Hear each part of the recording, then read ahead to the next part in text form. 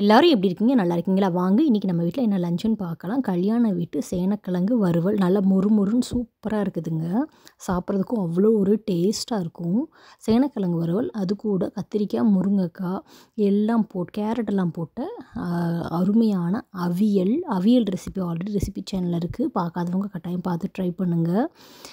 சுட சுட நம்ம வடித்த சாதம், அது கூட முள்ளங்கி சாம்பார், மிளகு ரசம், வீட்டில் ஊற ஊற்றின தயிர், இது எல்லாம் தான் இன்றைக்கி நம்ம ஃப்ரைடே ஸ்பெஷலாக பண்ணியிருக்கோம்.